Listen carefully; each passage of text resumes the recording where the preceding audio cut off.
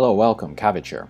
In War of the Visions, let's have a look at this new Vision card just came out in JP, which has a new type of buff, and then we'll look at some older cards which were also given these new types of buffs.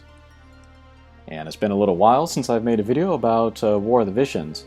I said this previously somewhere, but I was waiting for some kind of like new game system or else some new high difficulty PvE content.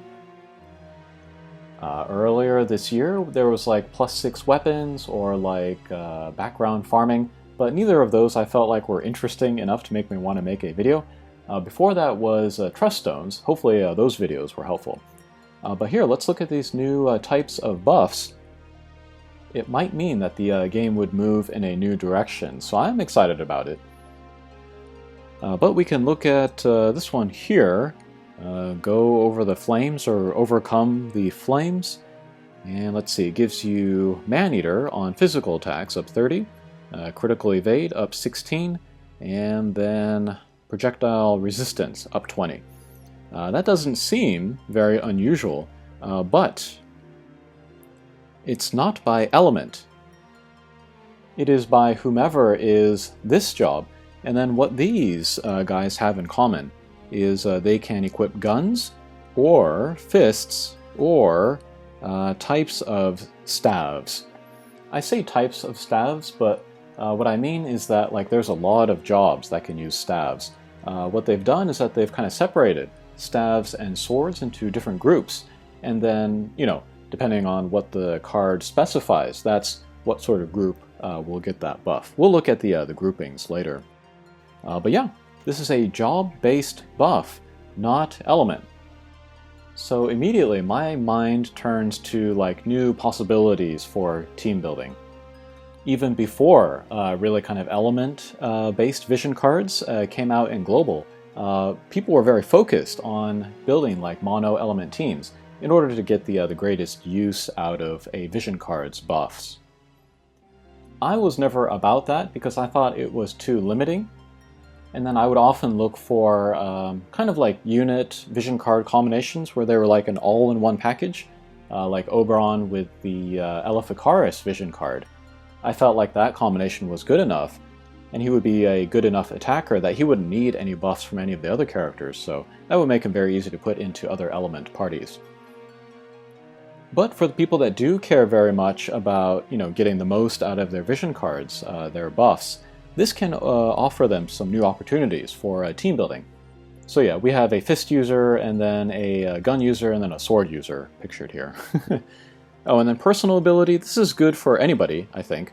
Max HP up, and then attack up 20%. That's fine.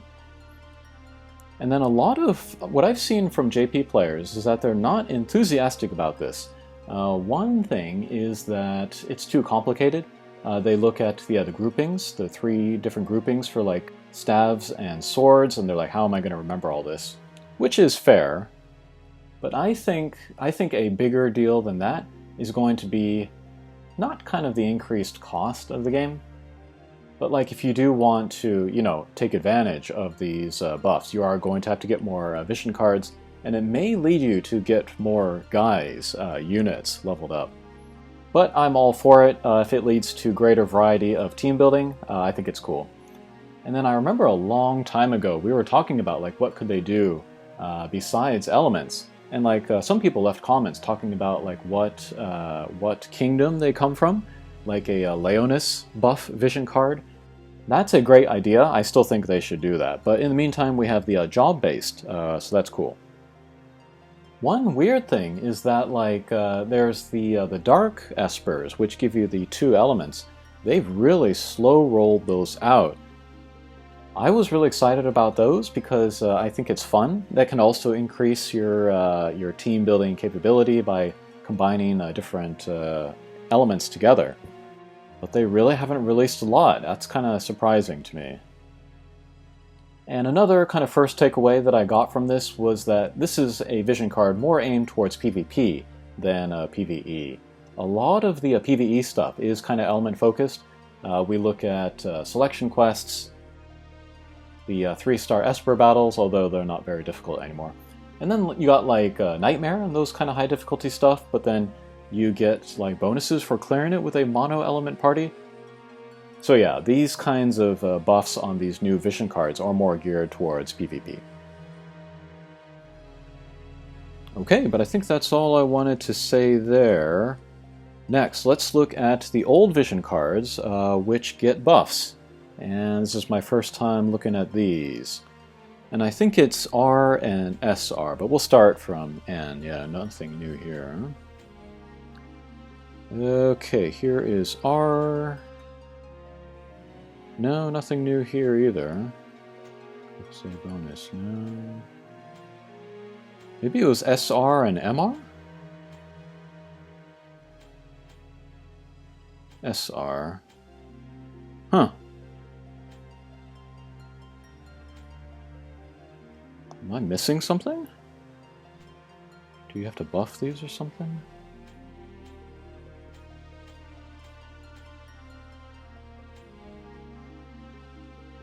Oh, no, here we are. Okay, so starting with Sabotender here. Okay, we can see a new party ability. And this can be used by a certain type of sword user, certain type of staff user, and then looks like books? Maybe lots of stuff, but max HP up. Okay. That's not going to flip PvP on its head. This one will give magic attack up. That's cool. This has the faster casting time. Alright, I see swords, maces, staves, okay. Max HP up. Nothing here. Okay, yeah, I'm not seeing any of the job-specific buffs on MR cards. Okay, so that's actually pretty underwhelming, the buffs for the old cards. It'll be interesting to see if in the future they add job-specific buffs to like MR cards or UR cards, older ones. In the near future, I don't see a lot of change from these vision cards. And it'll also be interesting to see if they ever release another element-based vision card in the future. Okay, but let's look at the news. Let's look at the groupings real quick. Okay, here we are. So here, 1, 2, 3 different categories for swords. This is Red Mage or Other.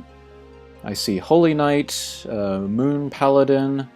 Maybe these are like sword users with a little bit of magic to them or tankiness. And then these are Warriors and Other. Lord, Gilgamesh, Aves, Ace, Fencer, okay. And the last sword is like Knight and Other. Knight, Paladin, Gunbreaker, Dark Knight, Rune Knight, okay. And then there are categories for staves. This is Black Mage and Other. Black, White, Time, Witch, Mysidia, Sage. Final Fantasy VII version of White Mage, okay. Staff, this is, gosh, I forget what that's called.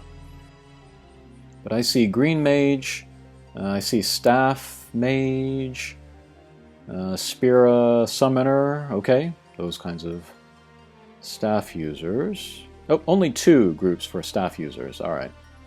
I'm guessing that they want to kind of differentiate them, give them different types of buffs, so it is more complicated, but yeah.